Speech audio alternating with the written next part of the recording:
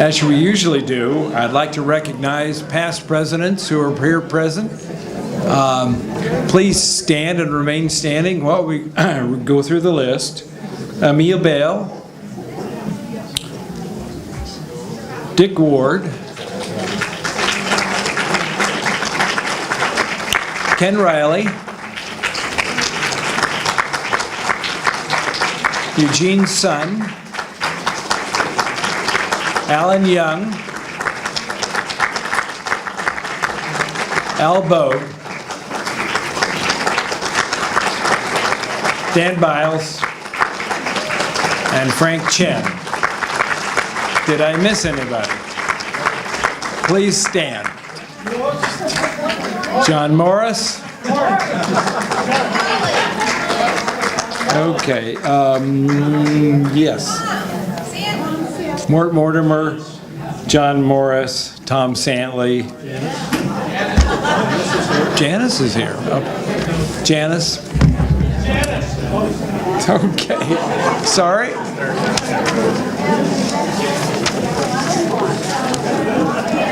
Thank you all for coming. I'd also like to recognize city officials who are here. Dick Ward, Alan Young, Marino Wang, John Encontro, and Rosa Penulias. Thank you.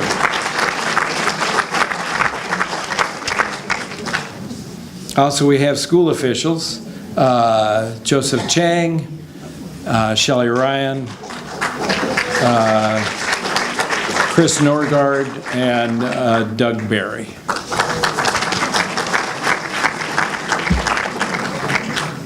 We'd also like to recognize Hannah Mouche Cardenas, who's our videographer, and she's been with us for a long time, and now she's graduated from college and is a teacher in West Covina. So thank you so much for your continued work.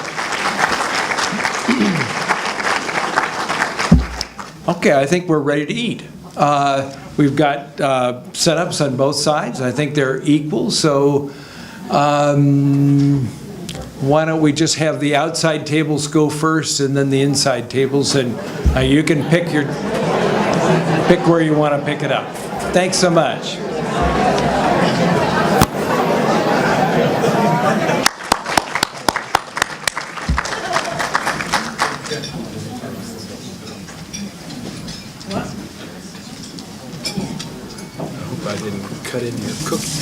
Yeah, I was just looking for cookies, and all of a sudden my name gets called. I don't get that. I don't usually speak before big crowds. I don't know how to do this here, but okay. So basically, the bylaws provide for the concept of nominating people. There's a nominating committee, and to cut it short, they come up with a slate of nominees. And so I'm going to read you that slate. The club met over the summer and came up with this list of people. For president, who started his tenure early, I guess, Richard Pearson. First vice president, Jim Angelos. Second vice president, some guy named Kleinrock. Third vice president, because he nominated me for this getting in his ladder, I turned around and said he's got to do it. Secretary Kelly Ryan. Bob Houston is treasurer, and David Wang will be, of course, immediate past president. For the directors, which is a 2-year term, 18-19, Marianne Sadusky, Larry Yang, Blanca Funes, I'm sorry if I don't have that name right, I haven't met Blanca yet, and Chuck Patterson. And for continuing directors, Isaac Hung, Sheng Duncan, Gene Dryden, and Marino Wang. So in accordance with the bylaws, any other candidate or candidates that want to be nominated have to have a petition signed by a large number, 10 people, and 10 regular members. You can't just go out and pull people in. And file with the secretary, which would be, I actually, before October 1st, so that would still be me. And to the petition shall be attached the written consent of the candidate or candidates, because I can't just nominate you and you say, I don't want to do this, but I nominated you, you have to do it. Okay, so at the October 17th meeting, there will be a vote. And so we will expect to see you all here so you can have a representative group of people. So that's the nominating process, and I believe there's another policy I'm supposed to speak about right afterwards. You do. Okay, I could do that. Okay, so this is one that actually I hope none of you ever have to take advantage of. There was someone who came to us with an idea that if a member, if somebody has a spouse who is a member and that spouse passes away, there hasn't ever really been a way to recognize that person's membership. So there was some discussion over a couple of different meetings, and the City Club now has a new policy that says if, God forbid, a spouse passes away, then the surviving spouse will be entitled to the rest of that year's membership free and the full next year membership free. It's a token, obviously doesn't compensate for the loss, but it is some thank you for the members being here and being involved in City Club. So that is a new policy, and so there you go. I'm done.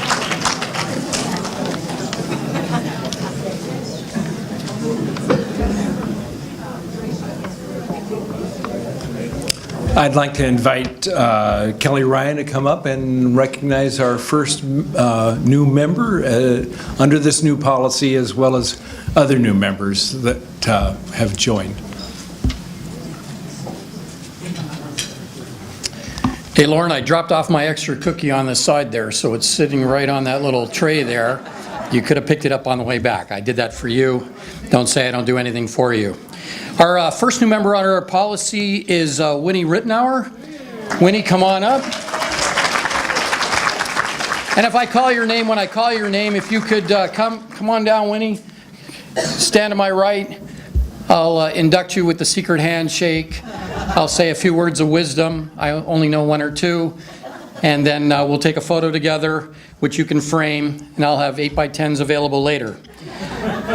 Winnie was born in Fort Sam Houston, Texas. She's an Army brat. When her father retired, she came to California and graduated from Mad High. That would be Monrovia, Arcadia, and Duarte High School. She is a gaucho, same as my son, from UC Santa Barbara. She taught first grade. She's the co-founder of the San Marino Sister City program.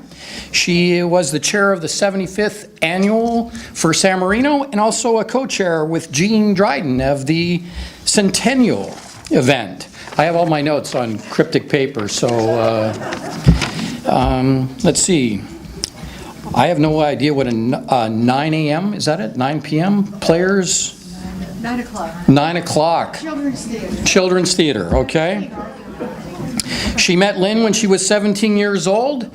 She married when they were 20. Both their parents had to sign for permission, and they were married 63 years. And the other thing that I found fascinating was that she was a reader for the Reading for the Blind program, which changed its name, and it's been renamed Learning Ally because there's an incorporation of technology. So everybody welcome Winnie Rittenauer. And all those facts are true. I didn't make any of those up. The next couple, be forewarned. I'd like to call Gretchen Shepard-Rami up. Thank you. Stay up, Winnie. Winnie, don't walk away. There's a handshake with the acting president. Gretchen was born in Michigan. She graduated with honors in 3 years from the University of Michigan and then earned her Juris Doctorate from UC Berkeley. Apparently she's smart. In 1988, after a federal clerkship, she joined O'Melveny and Myers. She later moved to a smaller firm and then into private practice. She moved to San Marino in 1996 and devoted herself full-time to her children and the community. She volunteered at schools, including was the president of the Valentine PTA, on the boards of the Huntington PTA, San Marino PTA Council, PTSA of Westridge and Polytechnic. She's also served as the president of the NCL Juniors. She's on the NCL board, president of the San Marino Garden Club, and I have a bone to pick with the Garden Club, so. This is my forum about trees that shouldn't be saved in San Marino.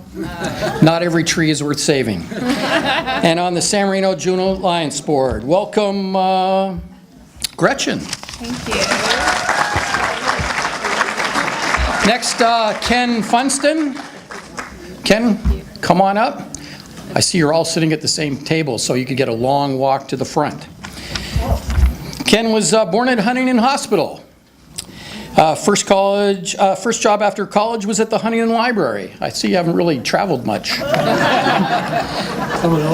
Claiborne, Carver, Stoneman, Valentine, Huntington, San Marino High. Then went to UC Berkeley, UC Santa Cruz, and the USC Marshall Graduate School of Business. I liked everything up until that last one. Registered investment advisor, crisis manager, expert witness regarding bankruptcies, interest rates, and other litigation. Well, there's a specialty. Wife, daughter, son, one granddaughter so far. Loves coaching kids baseball and gardening. Oh, do you know Gretchen? Have just returned to this side of town after 30 years on the west side. Great to be home. Welcome, Ken.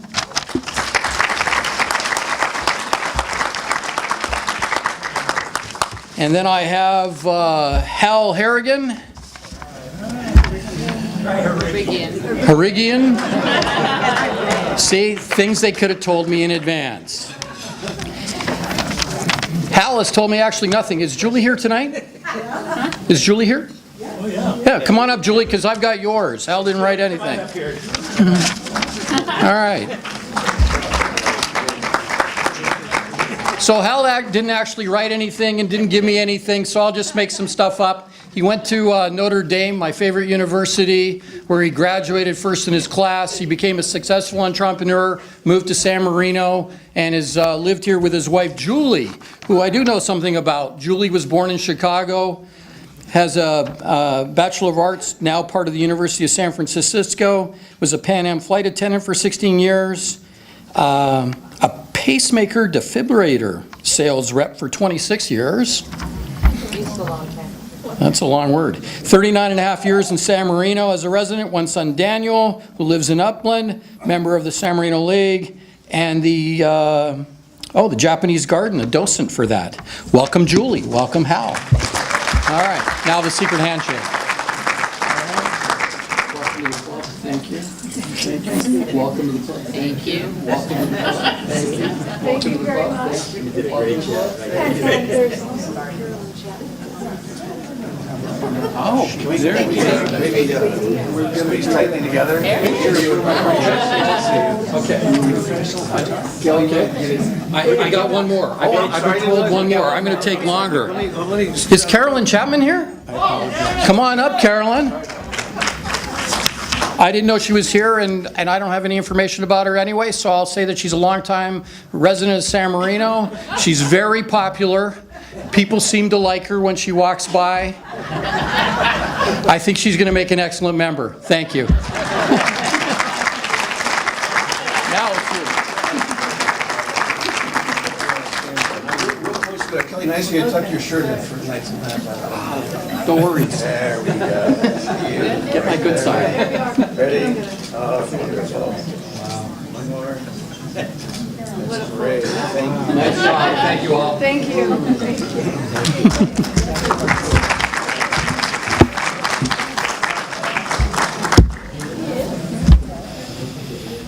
I forgot to tell everybody, but I'm a poor substitute for David Wang, who would really want to be here, but circumstances didn't allow him to be here. So on his behalf, thank you all for coming.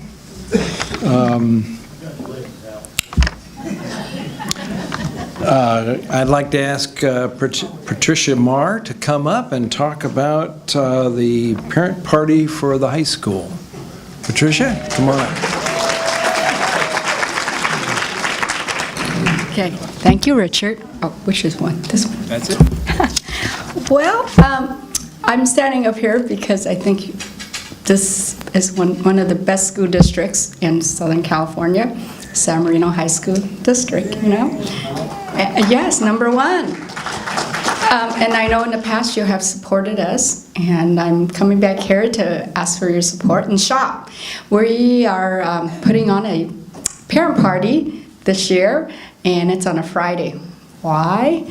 Well, because we have UCLA football, USC football, and kids soccer, and everybody to take to. So we said we was this year on a Friday afternoon. You know why? Because ladies, we love to shop. And we have 8 different boutiques, vendors there, and it's at the home of Beth and Chris Davis. Some of you will have flyers on your table, and I have another one here.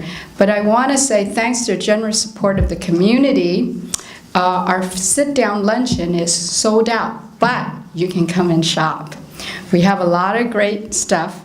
Every penny that we earn for our school opens up another educational opportunity and new experience for our San Marino High School student. And of course, we have our very own Lauren Kleinrock, you know? So, we also have some live auction and silent auction. And we also offer a, Marlene Evans, do you want to stand up and show us your beautiful Lady Diana inspired ring? That is a live auction item. So men, you're not in trouble with your ladies. You can come and bid for that. And Marlene also is selling raffle tickets for our high school because she has a beautiful, gorgeous diamond bracelet from Single Stone. So men, again, you're not in trouble. So you can buy raffle tickets from Marlene. Raffle tickets are $25 for one or $5 for 100. She has them. Okay? Thank you very much.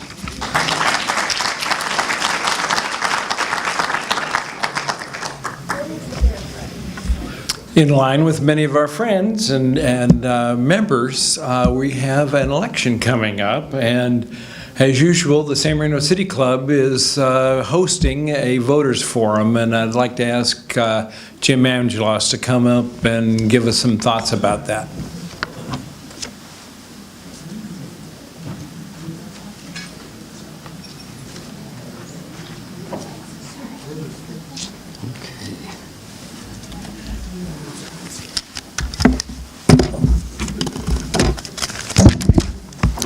Thank you, Richard. As most of you know, the City Club always hosts a voters forum. Each year, there's a contested election. This year's City Council election features 7 candidates running for 3 positions on the council. So it's definitely a contested election. This year's forum will be held Tuesday, October 10th. We have flyers on the table. It will be held at the San Marino High School near auditorium from 7 p.m. to 9 p.m. We expect to have a large crowd with 7 candidates running. That's why we went to the San Marino larger auditorium. The voters forum serves as a platform for the candidates to present themselves to the San Marino community. A brief description of the format. All candidates will present opening statements. The City Club and various organizations in the community will prepare some tough questions in advance, targeting 7 topics concerning the city issues to allow each candidate to give us their thoughts and understanding of the issues. This year, each candidate will also have the opportunity to answer 2 anonymous questions written by their fellow candidates. That might be interesting. Members of the community and the audience will also be invited to submit questions to a specific candidate or to all of the candidates. After all the question and answers, each candidate will then give their closing remarks. On behalf of the City Club, I want to commend and thank each candidate for their dedication to give their time and talent to serve our community.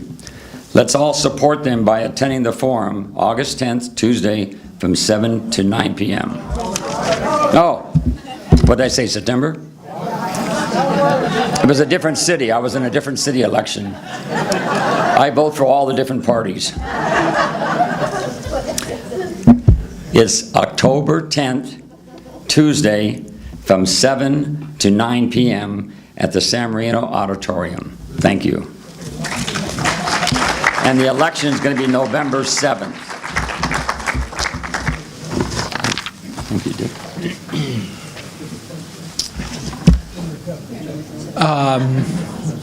My notes from David said that, Mitch, did you want to make a presentation? Is he here still? No, okay, well, good.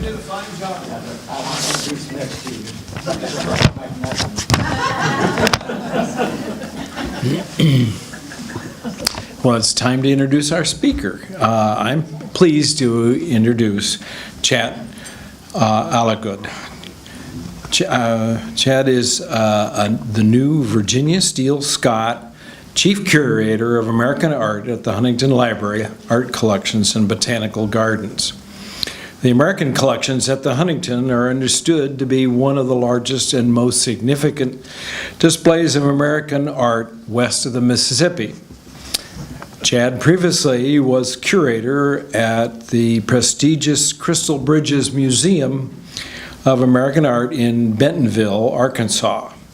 Kevin Salatino, the Huntington's former director of art collections, stated that Chad's ambitious accomplishments at Crystal Bridges and the invaluable experience of working on such extraordinary collection of American art have prepared him well for the dynamic nature of our collections and programming at the Huntington.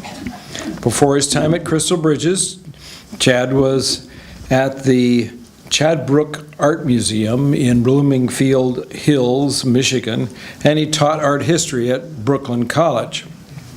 Chad's research and exhibitions have focused on American art since 1900, and in addition to the art of the West Coast.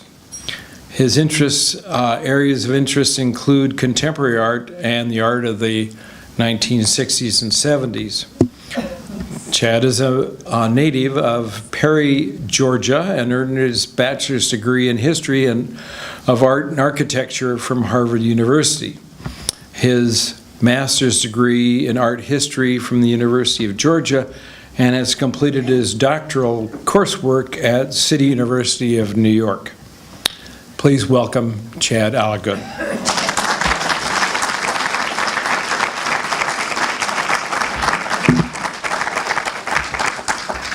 Thank you, Dick. Hi, everybody. I'm just going to pull up my presentation here. So, as Dick explained, I'm from Perry, Georgia. How many of you have been to Perry, Georgia?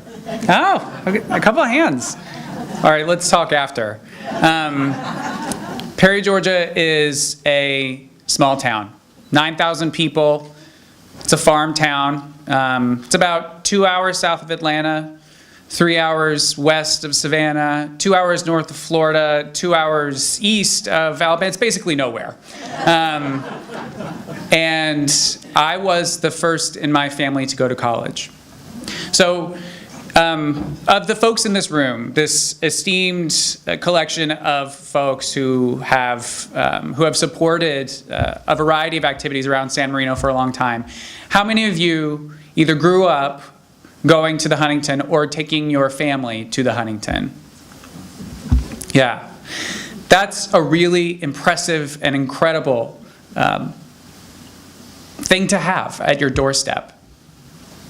The vast majority of Americans live in spots where they don't have the art collections, the botanical gardens, the library collections, this fantastic cultural resource right in their neighborhood. I was part of that vast swath of the United States. And before I went to college, in fact, I had never been to a museum at all. In 1636, when Harvard was started, you could only have one major, and it was called history and literature. And when I arrived at Harvard's campus in Cambridge, Massachusetts, I figured if it was good enough in 1636, it'd be good enough for me. And I chose history and literature as my major. And I took a distribution requirement my freshman year with an art historian named Robin Kelsey. The course was Constructing Reality, Photography as Fact and Fiction. Robin Kelsey basically told a story of the United States from the long 19th century to the present day through photographs. He taught me that photographs and that art more broadly can be texts through which we receive, enjoy, and understand our world. And I changed my major as a freshman, became a history of art and architecture major, and I haven't looked back since then. A lot of what I focus on in my everyday work as a curator is to open the doors of privilege and prestige of art collections across this country to people who haven't had that opportunity before. It means a lot to me because I was that 10-year-old kid at one point or another. Seeing the Free Day here, how many of you have come to Free Day here at the Huntington? Okay, but yeah, exactly. Most of you avoid it, right? That day is an important day here because that day, the gates, which are always sort of open or mostly open, they are more metaphorically open to the larger world. And it is in that flux, that pulse of the community that comes into this place that is its future. And I'm incredibly honored to be now a part of that future. What I carry with me in this position is a history of being engaged with other institutions that have been behind similar gates. Before I was at Crystal Bridges, as Dick told you, I was at the Cranbrook Art Museum in Bloomfield Hills, Michigan. How many of you have heard of Cranbrook? A couple folks? Yeah. So Cranbrook has actually an interesting parallel history to the Huntington. Cranbrook was started by a newspaper magnate, one of these Gilded Age guys, who had a vision for creating a utopic community around art, design, and learning. The Cranbrook educational community, you're looking at an image of the campus here, designed by Eliel Saarinen, father of Eero Saarinen, the great modernist designer and architect. And the collections that are there are envisioned as a kind of an American Bauhaus, a place where art and design could flourish in the 19-teens, 20s, and 30s here in the United States. And in a place where the history of industry, the auto industry, was beginning to flourish as well. The story of Detroit didn't quite go the way that everyone thought it would. And now this utopic vision of a community just 18 miles from downtown Detroit struggles to attract the kind of vibrant life and community that its founders had envisioned. When I arrived on Cranbrook's campus, I worked to try and mine the collections, to open them up to new visitors and audiences. Tonight I'm going to share with you a couple of the projects that I've worked on before so that you have a kind of primer for what to expect in the coming years here at the Huntington. This place, its collections, its history, I'm only in my 5th month of learning it, okay? So give me a little time. And actually take me aside if you have something to add. I would love to hear what your experience here at the Huntington with art has been. But the art collections here at the Huntington, especially the American collections, are relatively young and a vibrant part of the collections, right? I mean, Henry Huntington was collecting some American art, but mostly British art, as we know, when he was putting together all the pieces here on site. And the main gift that started all the American collections here was the Virginia Steele Scott gift in the 80s. And it is that great patron for whom my position is endowed. So I take all of this sort of history of engagement with a variety of communities, and I'm going to bring it here. And then at the end, we'll take a brief moment to talk about what's coming up next here for American art at the Huntington. So I started my career at Cranbrook after having taught at Brooklyn College. Now, Brooklyn College, the community there was entirely, almost entirely, denizens of New York, kids who had grown up in New York City, but most of whom had never attended a museum in their life, even though the Brooklyn Museum was steps from their door as well. And on my first day at Brooklyn College, I asked, how many of you have been to a museum? And it was like crickets in the room. Coming from Perry, Georgia, I was shocked and appalled. You have the Met, you have MoMA, you have the Guggenheim, you have the Brooklyn Museum, you have some of the best museums in the world, and none of you have been to them? So I threw out the syllabus completely. We were gonna sit there and do the art history thing and click through slides, and I said, screw it. We're going to meet at museums all over the city every week. And I'll teach ancient art at the Met, and then we'll learn about African art at Brooklyn Museum, and I'll take you to the High Line, and we'll talk about contemporary art at the end of the class. And it was that experience of talking to my students in the presence of art objects that brought me out of academia and into the museum world. At Cranbrook, I worked at a number of exhibitions that tried to do something similar. I worked on a couple of shows that really looked at the history of the collection, including a show called What to Paint and Why, which focused on modern painters at Cranbrook from the 30s to the 70s. And this show produced a catalog, brought some life into the collection that hadn't been brought before, and brought a new face to painting from the 30s and 40s, social realist works, figurative works that people hadn't looked at in a long, long time. I was also very pleased to work with a few contemporary artists. The image that you're looking at on the screen is an installation work by Sue Sunny Park, a Vermont-based artist. And she uses an astounding accumulation of everyday materials. So what you're looking at is chain link fence that is welded and molded, and then in each of the apertures of the chain link, she has inserted a plastic cup that from which dangles a rock that then draws on a piece of paper on the floor. There were tens of thousands of each of these elements in the gallery itself. And this took 2 weeks, 14 people, 12-hour days to complete. Sue Sunny Park works like this. She works in a kind of fashion that collects from the world around her and transforms it into something heroic and sculptural. What you're looking at on the screen is probably about 30 feet across and 12 feet high.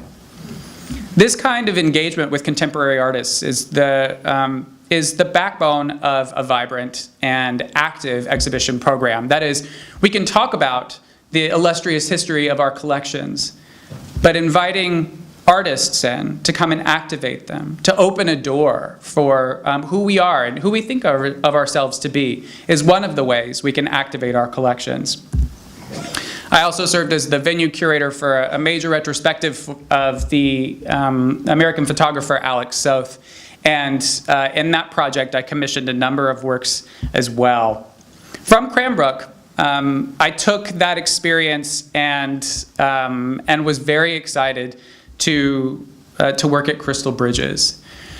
The Crystal Bridges Museum of American Art, you're looking at an image of the campus there on the screen. It was designed by Moshe Safdie, who was the great Israeli architect who also designed the Skirball Cultural Center. So for those of you who have been there in LA, this will look quite similar, in fact. This is an overarching view. It's in the Ozark Hills in Arkansas, and it's the brainchild of Alice Walton of the Walton family fortune. She sunk a big chunk of her wealth into the development of this site, into a new museum of American art that opened to the public in 2011.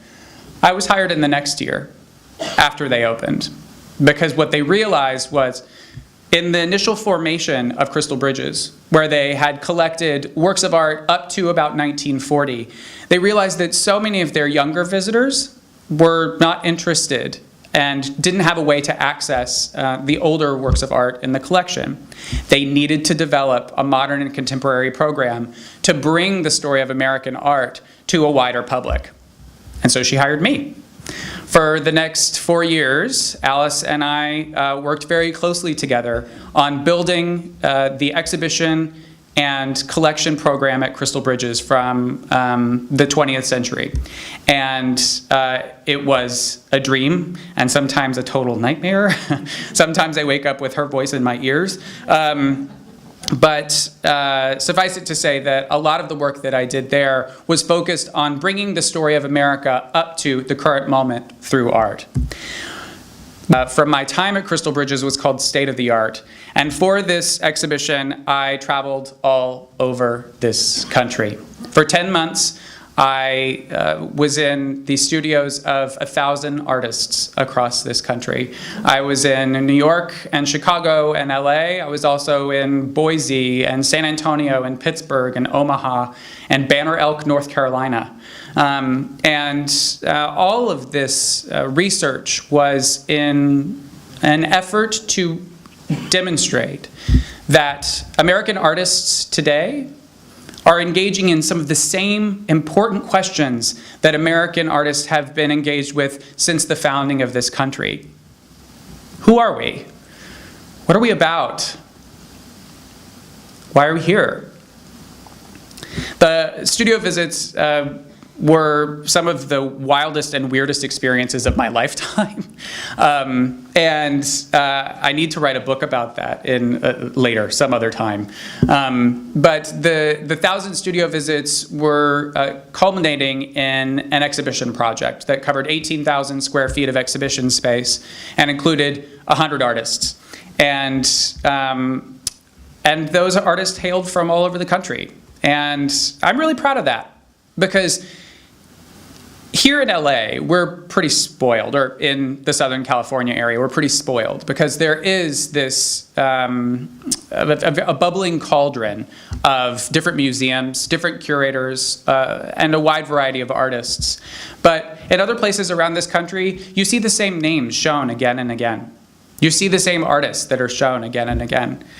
What we don't realize is there are millions of artists across this country, in communities large and small, that deserve a wider platform for what they do. And this exhibition was meant to show that range. And we engaged a variety of artists like Gila Gouramian, whose work you're seeing on the screen, who works with her family. She plays in a family band with her 2 young children, who are 4 and 2, and her husband. And they work in a collective way, going through thrift stores and other shops across the country to create these lively installations of explosive color out of things that have been passed over by other people. This was situated at the beginning of the exhibition, so to put people in the frame of mind of you're entering a dream world. These are images from the exhibition, and you'll see that artists were grouped together to illustrate certain themes, commonalities that we saw on our travels throughout the country. And after its showing at Crystal Bridges, this exhibition traveled to 5 further venues around the country. It went to Minneapolis and Memphis, and it just finished its run at the Mint Museum of Art in North Carolina. The experience of doing this show impressed upon me more than ever the importance of thinking spherically about the world around us and the possibilities of the art encounter. I think art is really important. Here's why. So when you look at a piece of art, you walk into a gallery, you're sort of forced to figure it out. It asks you certain questions. What am I doing on this wall? Who made me, and what were they thinking at the time? Why would they have conceived to make the work in this way?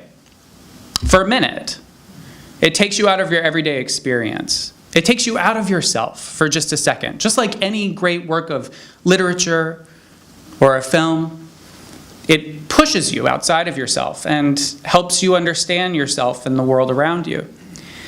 Contemporary art can do that, and so can historic art too. And a lot of my work at Crystal Bridges was about extending this story from the historic art that underpins our understanding of America. So from those great Hudson River School paintings, Chimborazo, that we have here at the Huntington, right? They speak to our national identity. There are artists today who are doing similar things. It's up to the curators to put it out there and to increase the public's understanding about who we are and what we do. I did a couple of other shows I'm pretty proud of that looked at different aspects of artists who are otherwise well examined and documented. This show, called Warhol's Nature, was an examination of an overlooked part of Warhol's practice. You know, you think of Warhol, what do you think of? Campbell soup cans, right? We have one of those in the Huntington's collection. Jackie, right? Marilyn Monroe, right? These are the themes that we ascribe to Warhol, and yet Warhol was actually a great naturalist. If you look across his practice, you'll see images of flowers and plants, an extreme attention to the botanical world. He depicted animals, and in this interactive installation he conceived in the 60s, those are called clouds. Those inflatable latex and mylar balloons. And he was also a great conservationist. And so in the 80s, he became very passionate about supporting endangered species when the political winds were blowing in that way. So he conceived of this series of paintings and prints and donated the entirety of their proceeds to support the World Wildlife Fund. This is a little known part of Warhol's practice, but it's always been there. You just have to look past the soup can. There's more to see.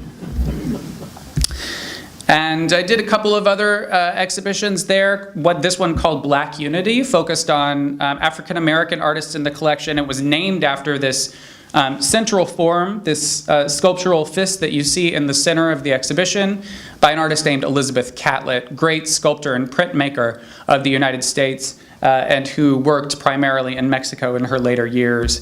The front of it is a carved fist made in '68, that same year that the two Olympians stood on the platform and raised their fist in solidarity. The back of that sculpture is carved with two African masks. And the other works in the show similarly spoke to this overarching theme of unity. And then I completely reinstalled the permanent collection too.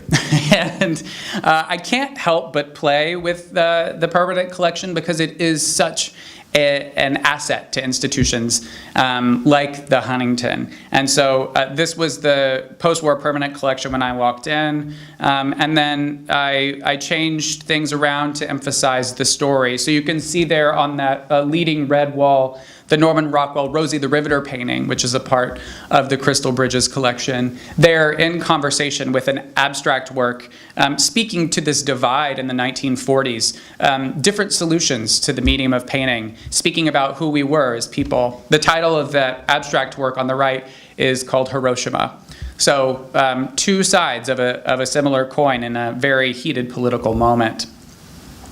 These are further images of the reinstallation in which I incorporated more and more artists of color and women artists, both of which have been key important parts of my development as a curator and a public intellectual. I did some things that made some people mad. So these are the Hudson River School galleries at Crystal Bridges, and I worked with our 19th century curator there to install a contemporary artwork by Roxy Payne. This work is called Bad Lawn.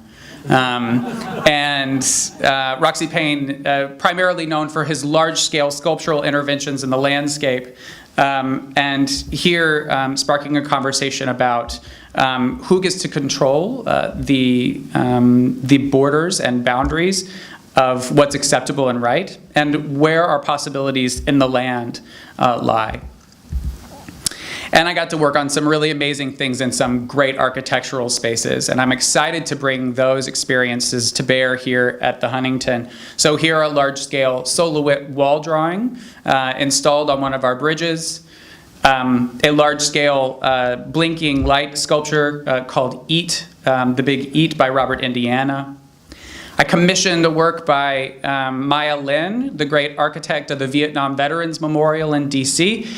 What you're looking at is a cast recycled silver work that follows the form of the White River, which runs through the site there at Crystal Bridges.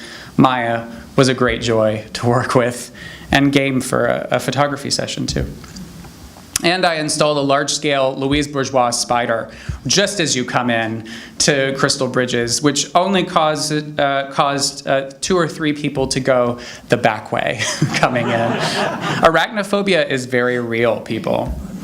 I added significantly to Crystal Bridges' collection, again, emphasizing stories that are yet untold, stories by artists of color, women artists across the collection. This gorgeous Charles White drawing from 1955, speaking to the Emmett Till tragedy. This Joan Brown painting from 1970, a great Bay Area figurative artist. Helen Frankenthaler, before she turned into the soak stain painter that she became later. Robert Rauschenberg, who has a current retrospective up, he entered the Crystal Bridges collection too, and it goes on. So these experiences working at Cranbrook and then Crystal Bridges and working back to Brooklyn College, I'm excited to bring those experiences to bear on the American collections here. I've got great colleagues and a great environment to grow. And I'm going to give you a little sneak peek on my first project here. So this is the first time people are seeing these images. So on October 7th, we will open a beautiful jewel box exhibition of Tiffany Favriel glass vases, objects from the private collection of Dr. Stanley and Dolores Surratt, who are Laguna-based collectors. And these jewels will knock your socks off. So you're probably familiar with the name Tiffany for what? Lamps. Okay, great. What else? Silver. Okay, so the lamp guy was the silver guy's son. Okay, so Tiffany and Company, the great jeweler, and then Louis Comfort Tiffany was his son. And Louis Comfort Tiffany decided to go his own way. Didn't follow the family business, although he stayed in this kind of beautiful aesthetic vocabulary.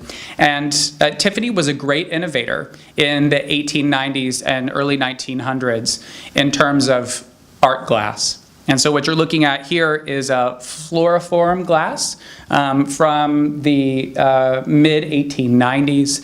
He loved the natural world. Like many of his colleagues in the arts and crafts movement, he looked to the natural world for discovery and inspiration. You see it too in works like this. This is what's called an agate vase in a bronze cast cage. And that agate is Tiffany being inspired by little agate pebbles that he would see on the shores of New England washing up in his travels. Similarly inspired by peacock feathers here in a series of vases that you have to see them. They are so beautiful. The feathers, or the image of the feathers, is communicated through a sparkly green glass that's called aventurine, and it's just divine. Here, another example of a gooseneck vase in this peacock style. He also made paperweight vases. So this vase, although it has this incredible sparkling color, is just about this big. So we'll have a small collection of these paperweights that will sort of glint and gleam off of one another in the gallery cases. And he was also inspired by the ancient world. So in these so-called Byzantine vases, he used applied ornament that was inspired by the ancient glass that he saw at the Met. This is another example of that. But I've got to show you my favorite. Oh my gosh. So in its last years functioning under Tiffany's leadership, the Tiffany Glass Company produced what is called the aquamarine vases. So Tiffany sent one of his gaffers, which are basically just glass makers, to Bermuda and made him travel around in a glass-bottom boat. I mean, you could think of worse work travel trips, right? So made him travel around in a glass-bottom boat to be inspired by the experience of looking down into water. That gaffer brought back all of these sketches and ideas and began to work on this series of vases. You can see that small fish and little bits of seaweed have been applied through what's called flame working and then encased in this green glass to mimic the depths of the water. These vases are so rare because most of them failed and cracked in the process of annealing or cooling. And the example that you see on the screen, which will be featured in the exhibition, is among the tallest in existence. I'm really excited to share this exhibition with you. I hope you'll come back and see the show. And if you see me on campus, please be sure to stop and say hello. Thank you for your time.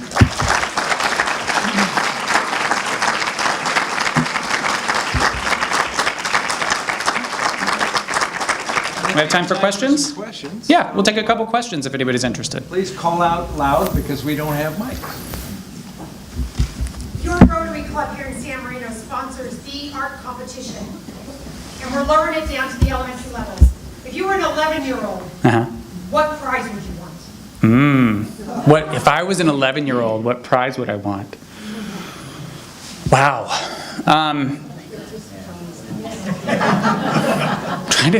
Well, they're always looking at their screens now, right? I'm trying to put myself in their mindset. Well, you know what? They're art inspired. So I would get them first of all, a membership to the Huntington would be great. Sorry, thank you. But then I think a set of professional grade pencils and sketch pads would be a way to elevate them from what they were working with and show them real artist materials. So follow up, will you help underwrite those and... Me personally? Talk to me after. Other questions? Yeah. May we look forward to a show with the art of the 60s and 70s, or did you give some that's your specialty? Yeah, so the question was, can we look forward to a show that features art of the 60s and 70s? I can say with assurance that art of the 60s and 70s will feature prominently in our exhibition program and our collections moving forward. It's an important part of the Southern California story, as many of you know here in this room. Other questions? I've got one. Yeah. They just remodeled the kind of the space for the American collection. Are you comfortable with that? Would you like to see any further changes? Yeah. Okay, so I'll make my appeal now. Thanks for setting me up, Dick. Yeah, I'm incredibly proud to step into a program that's active and thriving. So American Art at the Huntington has tripled its gallery size in the past 15 years or something like that. So the most recent wing that opened, the Fielding Wing of Early American Art, is a jewel. I mean, truly. You cannot see a collection of early American art of that caliber and quality on the West Coast. So if you haven't made the time yet, we opened the wing last year, please come by. But certainly there are ways in which, here at the Huntington, we're very blessed and fortunate to have the space that we have. And where other museums fight for exhibition space, we have it in spades. We've got 120 acres. So I look forward to partnering across the institution to think of ways that American art specifically, will be able to grow within the footprint. Share with us what kind of energy pills you take. Oh, what kind of energy pills I take? I'm a member of the South Pasadena Tennis Club, the Arroyo Seco Tennis Club, and that's a really necessary part of my week. On Tuesdays and Thursdays between 6 and 7:30, you can find me there. But also, red wine helps too. You got to go up and down. You know what I mean? You got to have the cycle. So, yeah. But you've got energy too. I want to know what you're taking. All right, I think that's it. Other questions? Yeah.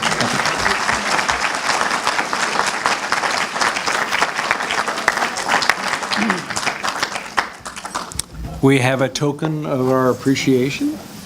You can prominently display this on your desk.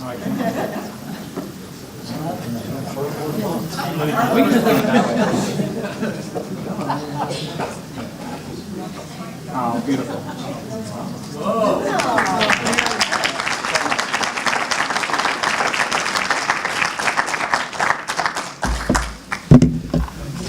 This is a reminder, October the 17th, at our next meeting, we're going to have Dr. Chernis and Lauren Klenrock and representatives from UCLA who will speak on the development of what I think is called the next generation of science curriculum for the San Marino schools, and I think it'll be quite interesting. So please make arrangements to come, October the 17th. That's all. Thank you very much.